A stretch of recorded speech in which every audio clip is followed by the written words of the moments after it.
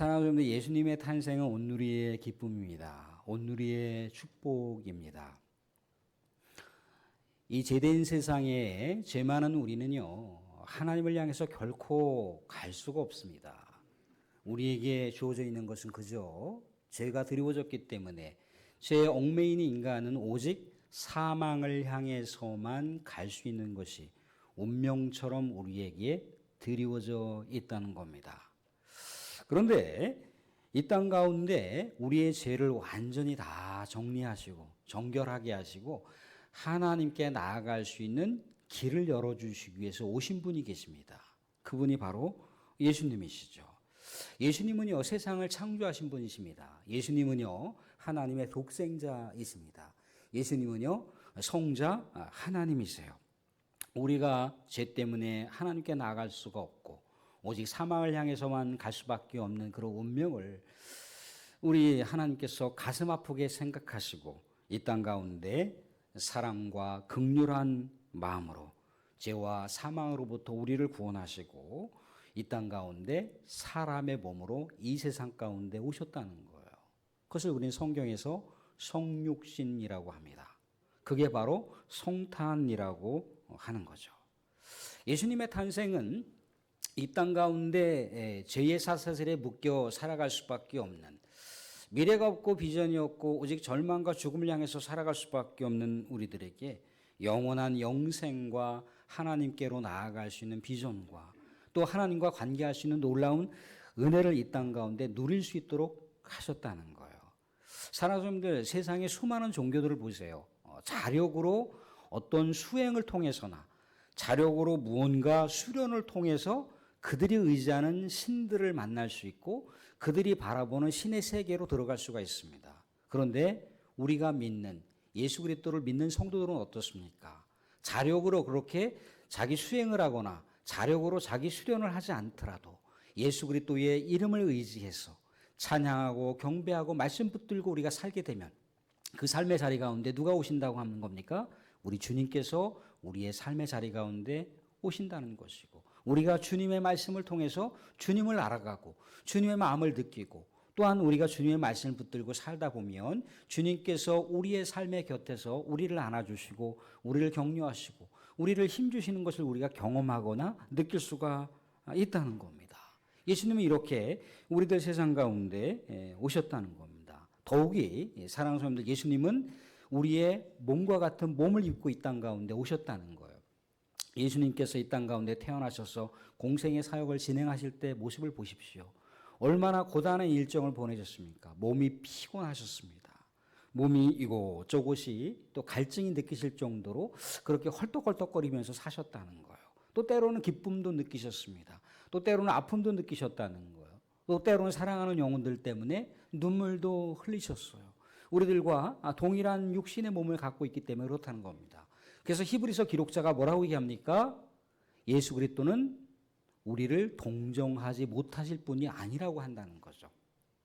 이 땅 가운데 우리가 경험하고 있는 생로병사를 향해서 가면서 경험하고 있는 모든 그런 희로애락의 삶을 다 예수님께서는 체득하시고 그렇게 경험하시고 그 죽음의 길을 향해서 가시고 그 죽음의 길을 가실 때 우리들에게 영원한 생명을 주시기 위해서 그렇게 대속자의 삶을 사셨다는 거예요. 그런데 사랑하는 성도, 우리가 잊지 말아야 될 것이 있습니다. 예수님은 우리처럼 죄가 없으신 분이라는 거예요. 성령으로 이 땅 가운데 오셨고 하늘에서 내려오신 분이기 때문에 죄가 없으세요.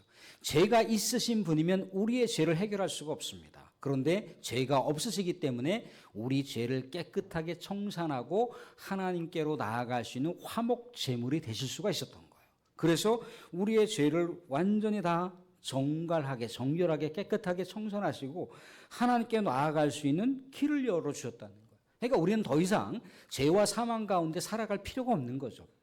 우리는 운명처럼 그렇게 흑암 가운데 절망 가운데 살아갈 필요가 없다는 겁니다. 영원한 소망이 있고 영원한 기쁨이 있고 또한 영원한 영생의 삶을 우리가 누리면서 살아갈 수 있는 혜택을 우리 주님으로부터 우리가 받게 됐다는 거예요.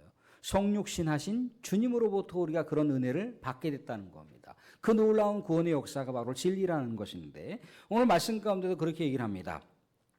말씀이 육신이 되어 우리 가운데 거하심에 우리가 그의 영광을 보니 아버지의 독생자의 영광이요 은혜와 진리가 충만하더라.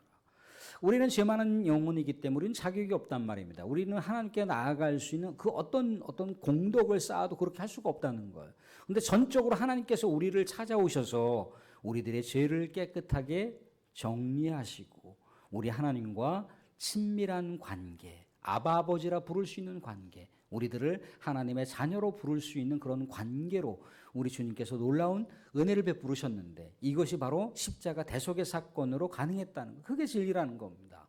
근데 사랑하는 성도들, 예수님께서 이 땅 가운데 오실 때는요, 멀리서 오신 분이 아니라는 거예요.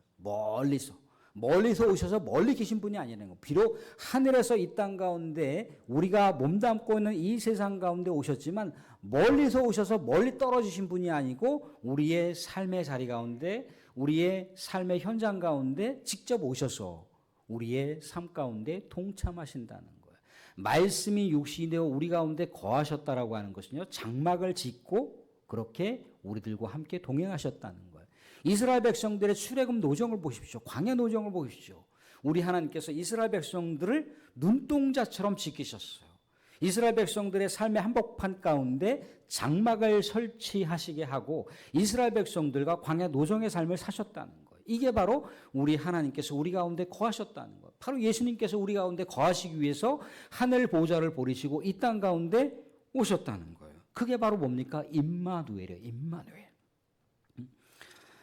죄 가운데 살 수밖에 없는 것, 또 그렇지만 우리가 죄 가운데 살아갈 수밖에 없는 운명처럼 주어져 있는 사명이 아니라 이제 영원한 기쁨과 영생의 삶을 우리가 누리면서 살아갈 수 있는 이 은택을 우리가 입고 살았으니 얼마나 기가 막힌 축복이고 얼마나 놀라운 은혜이고 얼마나 감격스러운, 얼마나 감동스러운 이 놀라운 구원의 진리겠습니까? 사랑하는 성도님, 그런데 우리가 알다시피 예수님께서는 지금 어디 계십니까? 하나님 우편 보좌에 계신다는 거예요.